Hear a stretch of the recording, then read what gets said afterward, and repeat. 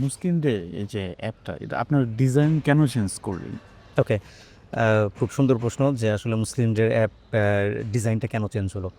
আসলে আমরা মুসলিম ডেটা তো অনেক আগে থেকে নিয়েই কাজ করতেছি। তো একসময় আমরা এটা শুধুমাত্র রমজানের টাইম টেবিল দেখাতাম।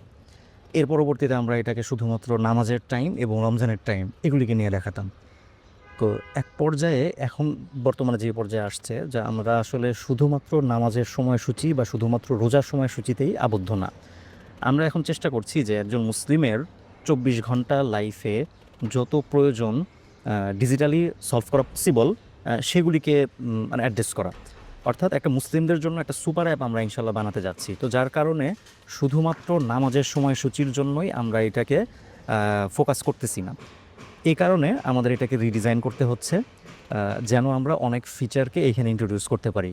আর আগে তো শুধুমাত্র আমরা বাংলাদেশি ইউজারদেরকে অ্যাড্রেস করতাম, যার কারণে দেখা গেছে যে ডিজাইনটা একরকম ছিল। তো এখন আমরা আসলে দেশের বাইরের অনেক ইউজারদেরকেও টার্গেট করছি যেন আমরা বিশ্বব্যাপী মুসলিমদের এই যে মিশনটা এটাকে ছড়িয়ে দিতে পারি। যার কারণে ডিজাইনটাকে রিডিজাইন করা হয়েছে যেন এটা আধুনিক ইউজার ইন্টারফেস হয় এবং আরও বেশি ইউজার ফ্রেন্ডলি হয়।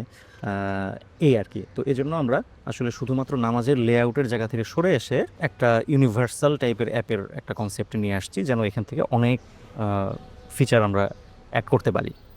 এই আর কি।